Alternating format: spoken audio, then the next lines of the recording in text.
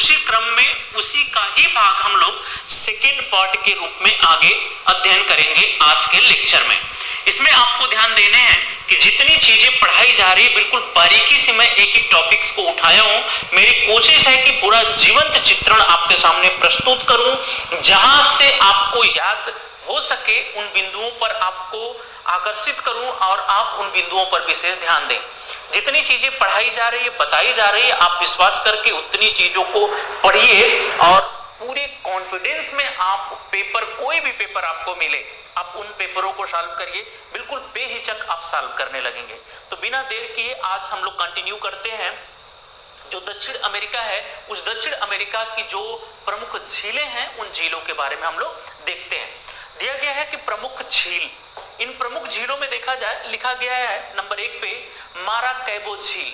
तो जो माराकैबो झील है, ये माराकैबो झील कहां पर है और इसकी क्या स्थितियां हैं, तो देखा जाए कि माराकैबो झील वेनेजुएला के उत्तर में स्थित प्रमुख तेल उत्पादक क्षेत्र में से एक है। यहां ध्यान देना है कि जो माराकैबो झील है वो किस देश में है, तो वो है वेनेजुएला में। और वेनेजुएला जो है, ये क्षेत्र जो तेल है, पेट्रोलियम है, इसके लिए विख्यात भी है, विश्व विख्यात है, आप लोग जानते भी हैं। और इसी वेनेजुएला में ही माराकैबो झील है और माराकैबो झील तेल उत्पादन क्षेत्र के लिए विश्व विख्यात है। तो आपसे प्रश्न खूब पूछे जाते हैं कि तेल उत्पादक क्षेत्र के लिए निम्नलिखित में से कौन सी झील विश्व विख्यात है या विख्यात है, प्रसिद्ध है, तो वो झील हो जाएगी माराकैबो। इसलिए माराकैबो बहुत महत्वपूर्ण झील हो जाती है, क्योंकि तेल उत्पादक क्षेत्र सर्वाधिक मात्रा में जो वेनेजुएला का स्थित है, वो माराकैबो झील में स्थित है।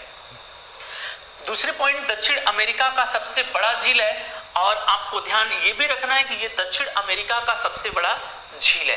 दक्षिण अमेरिका का सबसे बड़ा झील क्या नाम है? माराकैबो झील है। अगली पॉइंट हम लोग देखें टिटिकाका झील, जो अभी देख भी रहे थे। टिटिकाका झील के बारे में लिखा गया है कि बोलिविया एवं पेरू, बोलिविया एवं पेरू के मध्य अवस्थित। अभी आप तुरंत देखे थे कि पेरू और बोलिविया के मध्य या बोलिविया एवं पेरू के मध्य अवस्थित थी। विश्व का सबसे ऊंचा नौगम्य झील है। कौन सी? टिटिकाका झील। दुनिया की सबसे ऊंचाई पर स्थित झील, जिसमें नाव आप लोग चला सकते हैं, नाव चलाई जाती है, वो झील कौन सी? टिटिकाका। इसका ट्रिक भी बताया गया था। टॉप पे ये झील है, इसका फिगर भी आप लोगों को पिछले लेक्चर में बताया गया था। और टॉप पर है कौन? टिटिकाका। टी से आपको ध्यान में रखना है टिटिकाका झील, टिटिकाका झील। बिल्कुल ऐसे करके आप लोग पढ़ते चलेंगे, कभी गलतियां नहीं होंगी। इन फिगर को आप बस सुने भर हैं। जैसे एग्जाम हॉल में आप बैठेंगे ना, क्वेश्चन आपको मिलेगा तो बिल्कुल आपको ऑप्शन खोजने की भी जरूरत नहीं, प्रश्न पढ़िए, उत्तर तुरंत आप देने लगेंगे, बस पढ़ते चलिए आप। तीसरी झील है कौन सा? उसका क्या नाम है? पोपो झील है। और पोपो झील जो है, ये बोलिविया में एंडीज पर्वत के मध्य उच्च अंतरा पर्वतीय पठार पर अवस्थित है। ये उच्च अंतरा पर्वतीय पठार पर अवस्थित है, जिसका नाम है पोपो झील। आगे हम लोग चलते हैं। दिया गया है ब्राजील की सीमा दक्षिण अमेरिका के 2 देश। मैं शुरू में ही आप लोगों को पढ़ाया, तभी बताया कि ब्राजील की सीमा दक्षिण अमेरिका के 2 देश कौन कौन से 2 देश हैं? एक का नाम है इक्वेडोर, जो ऊपर आप लोग देखे थे, इक्वेडोर। और दूसरा देश है चिली। के अलावा सभी अन्य देशों के साथ मिलती, बहुत महत्वपूर्ण टॉपिक है, क्योंकि यहां से प्रश्न बनते हैं कि जो ब्राजील देश है वो दक्षिण अमेरिका के किन देशों से संलग्न नहीं होता है। तो या तो ऑप्शन इक्वेडोर देगा, या तो चिली दे देगा, या तो ए बी दोनों दे सकता है। तो आपको इन पहलुओं पर ध्यान रखना है। आगे दिया गया है कि यह मुख्य रूप से दक्षिण अमेरिका के मध्य में स्थित है। यह विश्व का सर्वाधिक कॉफी उत्पादक देश है। अभी आप लोग देखे थे कि विश्व का सर्वाधिक कॉफी उत्पादक देश कौन सा है? ब्राजील है। यही आपको ध्यान देना है कि जो कोको है, उस कोको के उत्पादन में इसका कौन सा क्रम है? तो आप कहेंगे कि इसका क्रम दूसरा है। पहले नंबर पे आइवरी कोस्ट है। जब हम लोग अफ्रीका पढ़ेंगे तो क्लियर करेंगे। अब यहां आप फिर से देखिए कि यहां पर मैपिंग की गई है, और इस मैपिंग को आप समझने की कोशिश करिए। यहां पर हम लोग देखें इस मैप में, तो आपके सामने लिखा गया है इन भागों में देखा जाए तो ये जो पूरा ग्रीन आपको दिख रहा है, ये पूरा का पूरा भाग कौन सा देश है? ब्राजील है। ब्राजील में आप देखें कि ये जो देश है, ये फ्रेंच गुयाना, सूरीनाम, गुयाना, फिर यहाँ वेनेजुएला है, यहाँ पर कोलंबिया है। नीचे की तरफ आएंगे तो पेरू हो जाएगा, चिली इससे सटा नहीं है, बोलीविया है, उरुग्वे है, पराग्वे है और उरुग्वे है, अर्जेंटीना है। ये सब जो हम लोग देश देख रहे हैं, ये सब के सब किससे सटे हुए हैं? सब के सब ब्राजील से सटे हुए हैं। बाकी बस दो देश, एक तो चिली हो जाएगा, दूसरा ऊपर एक देश है इक्वाडोर। ये दोनों देशों को छोड़ के इसमें देखा जाए कि ये अमेजन नदी दिखाया गया है और अमेजन नदी यहाँ पर जाके गिरती है। ये भाग अभी हम लोग आगे देखेंगे। ये जो भाग है यही रियो डी ला प्लाटा है और रियो डी ला प्लाटा दुनिया का सबसे चौड़ा जो एस्चुरी है वो है, या ज्वारनदमुख है, सबसे चौड़ा। अभी आगे देखेंगे हम लोग। अब आगे हम लोग देखते हैं, दिया गया है कि बोलीविया दक्षिण अमेरिका का स्थल रुद्ध देश है। कौन सा देश? बोलीविया, जो अभी आप लोग देखे हैं, ये दक्षिण अमेरिका का स्थल रुद्ध देश है। स्थल रुद्ध देश का मतलब है कि जो जिसकी सीमा किसी भी सागर या महासागर या खाड़ी से नहीं लगती है, उसे स्थल अवरुद्ध देश कहते हैं। और जो बोलीविया है दक्षिण अमेरिका का स्थल अवरुद्ध देश है। इसकी राजधानी का क्या नाम है? तो आप लोग देखे थे, इसकी राजधानी का नाम जो प्रशासनिक है उसकी राजधानी का नाम क्या है? तो इसकी राजधानी का नाम है ला पाज। प्रशासनिक है, संवैधानिक के रूप में देखा जाएगा तो सुक्रे हो जाएगा। विश्व की राजधानी नगरों में सर्वाधिक ऊंचाई पर अवस्थित नगर है।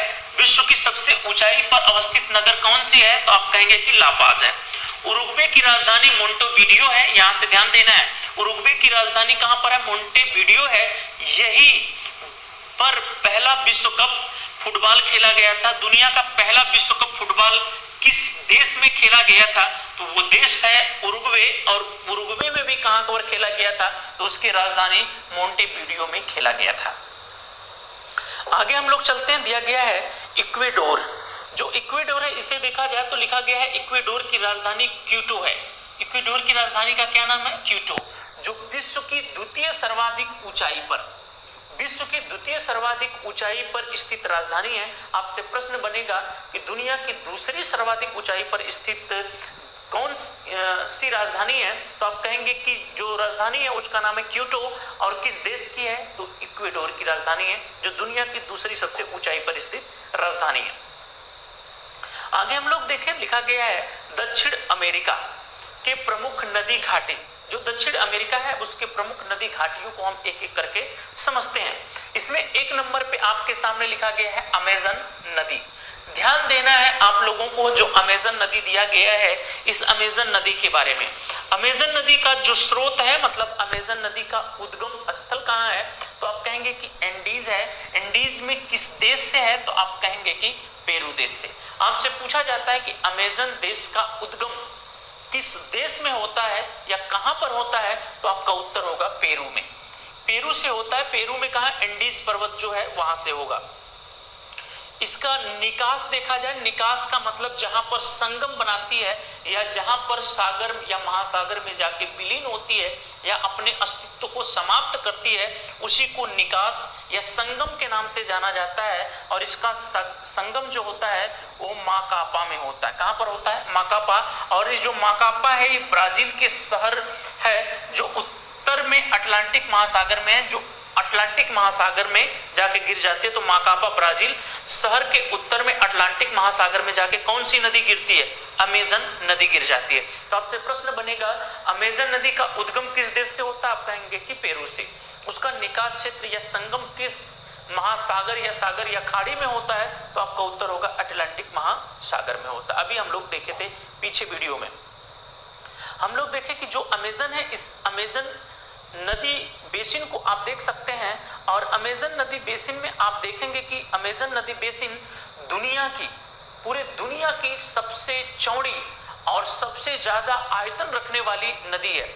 और इस अमेजन नदी बेसिन में बहुत ढेर सारे मात्रा में हम लोग देखें तो सघन वन पाए जाते हैं। और इसमें तमाम तरह के सरीसृप, पक्षी, ये सब जीव जंतु पाए जाते हैं। इसीलिए अमेजन नदी के घाटियों में शिप से जाना लगभग दूभर माना जाता है, क्योंकि एनाकोंडा और इस तरह से कई ऐसे विशालकाय जीव इसमें निवास करते हैं या रहते हैं। आप अमेज़न के दृश्य देख सकते हैं, ये बहुत ही चौड़ा और बहुत ज्यादा पानी अपने क्षेत्रों में रखता है, क्योंकि ये जो रीजन्स पड़ता है बिल्कुल ये इक्वेटर पे पड़ता है, इसलिए इक्वेटोरियल क्षेत्र होने की वजह से यहाँ पर खूब संवहनी वर्षा होती है और संवहनी वर्षा होने के कारण जो पानी का बहाव होता है इस नदी में बहुत ज्यादा होता है, इसलिए आयतन में ये अमेज़न नदी दुनिया की सबसे बड़ी नदी में से एक हो जाती है।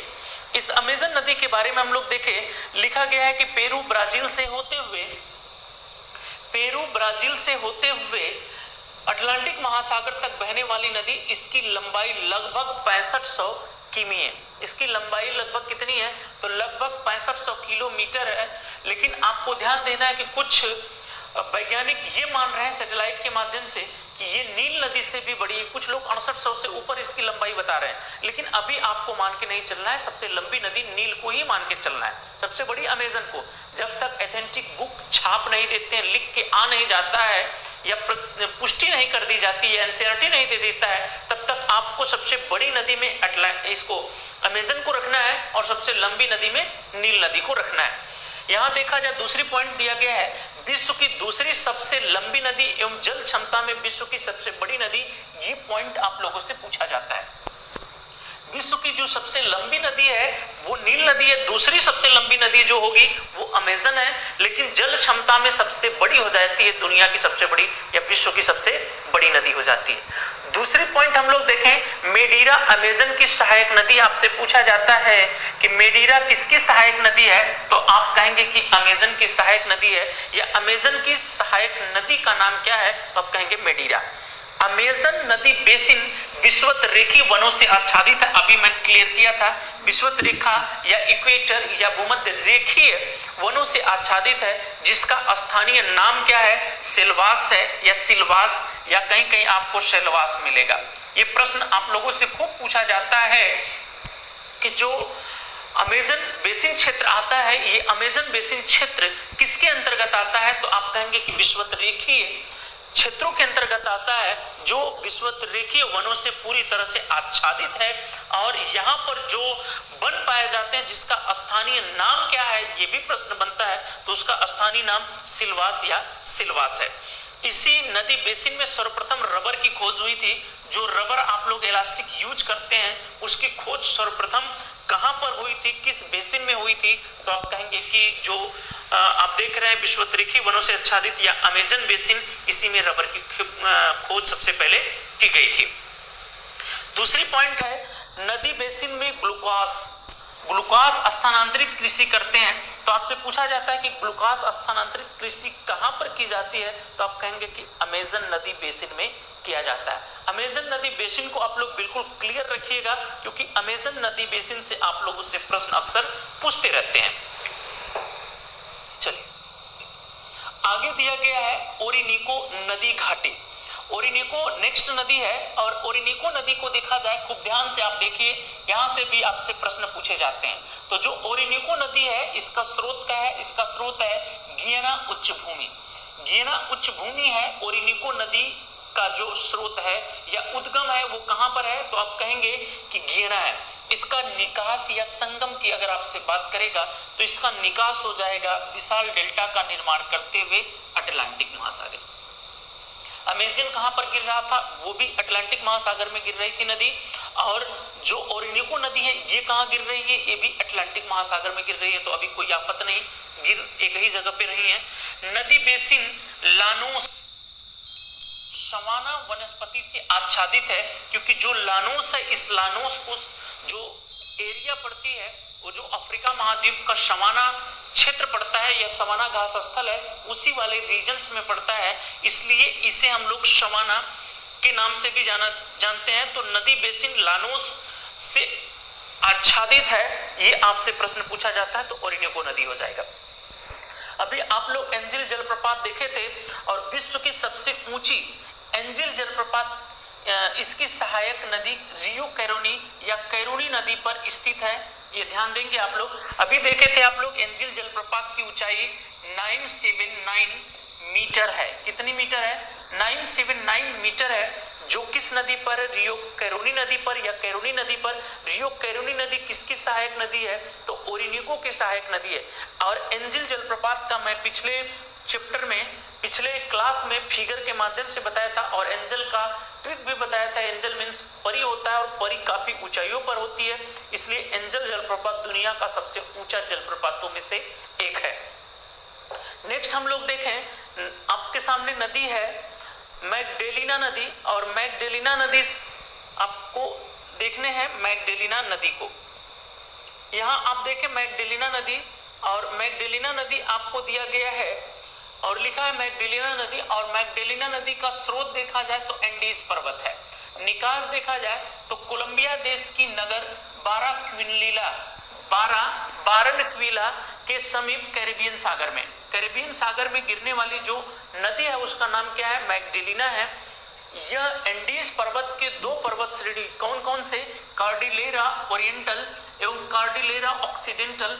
आगे जब हम लोग उत्तरी अमेरिका पढ़ रहे थे उस दरमियान इस कार्डिलेरा ओरिएंटल और ऑक्सीडेंटल का प्रयोग किया गया था कि बीच भ्रंश घाटी से होकर बहती है। नदी बेसिन के कैरिबियन तटीय निम्न भूमि तेल भंडार के लिए महत्वपूर्ण है। ये जो नदी बेसिन है मैगडेलिना, तेल भंडार के लिए महत्वपूर्ण मानी जाती है। आगे इन नदियों का हम लोग चित्र देखते हैं। ये जो नदी है, इन नदियों को आप देख सकते हैं, जैसे यहाँ मैगडेलिना नदी आप देख सकते हैं कि ये कैरिबियन सागर आपके सामने दिखाया गया है, और मैगडेलिना नदी एंडीज पर्वत से निकलकर ऐसे होते हुए कैरिबियन सागर में जाके गिर रही है। ओरिनिको नदी को देखा जाए तो यहाँ पर ओरिनिको नदी जाके गिर रही है। अमेजन नदी को देखा जाए तो ऐसे बहते हुए अमेजन नदी जाके गिर रही है। जितने नदियों को देखेंगे वो जाके गिर रही है। अब इसी में हम लोग टिटिकाका झील, देखिए हम लोग देख लेते हैं कि टिटिकाका झील कहाँ है। तो टिटिकाका झील ये देखेंगे इधर चिली हो जाएगा, इधर की तरफ बोलीविया हो जाएगा, और चिली बोलीविया की सीमा पर जो झील है उसका नाम है टिटिकाका। यहाँ पर आप देख सकते हैं एक एक झीलों को, एक एक नदियों को, जो जो आप नदी देखना चाहते हैं इस फिगर में सब नदियां आपको साफ साफ दिख रही हैं। आप स्क्रीनशॉट करके और इसे देख सकते हैं। मैं बल्कि और छोटा कर देता हूं इसे, कि आप आराम से इन नदियों को देख सकते हैं। चलिए अब आगे हम लोग चलते हैं। आपको दिया गया है पराना नदी। जो पराना नदी है इसके बारे में देखा जाए तो ये जो पराना नदी है इसका स्रोत देखा जाए कि पराना नदी का स्रोत कहां पर है, तो इसका स्रोत ब्राजील की उच्च भूमि है। निकास को देखा जाए कि निकास कहां है, तो इसका निकास है रियो डी ला प्लाटा। कहां पर है, रियो डी ला प्लाटा। अभी रियो डी ला प्लाटा को देखा जाए इस फिगर में तो ये जो भाग हम लोग देख रहे हैं ये रियो डी ला प्लाटा है। रियो डी ला प्लाटा ये भाग आपको दिख रहा है पराना नदी का। और पराना नदी भी आप देख सकते हैं, सामने लिखा गया है पराना नदी, और पराना नदी ऐसे प्रवाहित होते हुए जाके यहाँ पर गिर जाती है ये भाग में, ये पराना नदी है। अब आपके सामने दिया गया है निकास क्षेत्र रियो डी ला प्लाटा, और आगे दिया गया है यह नदी पराग्वे एवं ब्राजील देश के बीच प्राकृतिक सीमा बनाते हुए ब्राजील, पराग्वे एवं अर्जेंटीना से होकर बहती है। किससे किससे बहती है, तो ब्राजील से बहती है, पराग्वे से बहती है और अर्जेंटीना से होकर बहती है। आगे दिया गया है कि विश्व का सबसे बड़ा जलप्रपात इगुजाओ का हम लोग फिगर भी देखे थे विधिवत। तो विश्व का सबसे बड़ा जलप्रपात इगुजाओ आयतन में इसी नदी पर अवस्थित है। जो इगुजाओ जलप्रपात है इसे हम लोग देखे थे, और जो इगुजाओ जलप्रपात है किस नदी पर है, तो आप कहेंगे कि ये किस नदी पर है, ये पराना नदी पर स्थित है। पराना नदी पर निर्मित इत्यापू बांध दक्षिण अमेरिका का सबसे बड़ा बांध माना जाता है। जो इत्यापू बांध है ये दक्षिण अमेरिका का सबसे बड़ा बांध माना जाता है, इत्यापू बांध। ला प्लाटा को थोड़ा हम लोग देख लें। जो रियो डी ला प्लाटा की बात हो रही है, तो जो रियो डी ला प्लाटा है ये उरुग्वे एवं अर्जेंटीना के मध्य 30 कहीं कहीं आपको 32 मिलेगा, तो 30 से 32 किमी लंबी एक ज्वारनदमुख या एस्चुरी है। ज्वारनदमुख या एस्चुरी है। ला प्लाटा ज्वारनदमुख में पराना एवं उरुग्वे नदियां गिरती हैं। यहाँ ध्यान देना है कि एस्चुरी होता क्या है, जब नदियां प्रवाहित होकर आगे की तरफ बहती हैं और अपने मुहाने को बिल्कुल इस तरह से साफ रखती हैं, जब इस तरह से बिल्कुल साफ रखेंगे तो इसे ही कहा जाता है एस्चुरी के नाम से जाना जाता है। अगर नदियां अपने मुहाने पर लाके मलबा जमा कर देती हैं तब उसे डेल्टा के नाम से जाना जाता है। उसके अंतर्गत पंजाकार डेल्टा, चापाकार डेल्टा, इस तरह के कई डेल्टा आते रहते हैं। अब हम लोग देखेंगे दक्षिण अमेरिका के पश्चिमी पर्वत श्रेणी। पश्चिमी पर्वत श्रेणी जो दक्षिण अमेरिका के, उसको हम लोग देखेंगे। पश्चिमी पर्वत श्रेणी की बात हो रही है, जो एंडीज पर्वत श्रेणी है उसकी चर्चा हो रही है। तो दिया गया पश्चिमी पर्वत श्रेणी हिमालय के बाद विश्व का दूसरा सर्वाधिक ऊंचा पर्वत तंत्र है। पीछे हम लोग देखे भी थे एंडीज पर्वत तंत्र। एंडीज पर्वत तंत्र को हम लोग देखें तो दिया गया है कि अर्जेंटीना में स्थित एकांगुआ, अर्जेंटीना में स्थित एकांगुआ पश्चिमी गोलार्ध एवं दक्षिण अमेरिका की सबसे ऊंची चोटी है। यहां ध्यान देना आप लोगों को कि पश्चिमी गोलार्ध, पूरे पश्चिमी गोलार्ध का और दक्षिण अमेरिका की सबसे ऊंची चोटी का क्या नाम है, तो आपका उत्तर होगा एकांगुआ। एकांगुआ को हम लोग पीछे क्लास में देखे थे। यह पर्वत तंत्र Venezuela, Colombia, Ecuador, Bolivia, Peru, Chile, Argentina सहित कुल कितने देशों में विस्तृत है, तो आप कहेंगे कि 7 देशों में विस्तृत है। या आपसे पूछा जाता है कि जो एंडीज पर्वत श्रेणी है ये कितने देशों में विस्तृत है, तो कहेंगे 7, और उन 7 में कभी कभी देश भी दे देता है विकल्पों में। तो Venezuela, Colombia, Ecuador, Bolivia, Peru, Chile, Argentina में ये जो एंडीज पर्वत तंत्र है ये विस्तृत है। आगे हम लोग चलते हैं। इस पर्वत तंत्र को आप देख सकते हैं इस फिगर में, जितने भी पर्वत तंत्रों को आप लेना चाहें, देखिए यहां से पूरा आप देख रहे हैं एंडीज पूरा माउंटेन सीरीज है, पूरा का पूरा यहां से जो आप लोग देख रहे हैं ये पूरा भाग हो जाएगा इस तरह से, ये पूरा भाग हम लोगों को दिख रहा है। आगे चलते हैं हम लोग। दिया गया है कि बोलिविया के क्षेत्र में एंडीज पर्वत तंत्र की चौड़ाई 640 किमी है। यहाँ पर यह 2 भागों में विभाजित है। एक का नाम है कॉर्डिलेरा एक्सीडेंटल और दूसरे का नाम है कॉर्डिलेरा ओरिएंटल।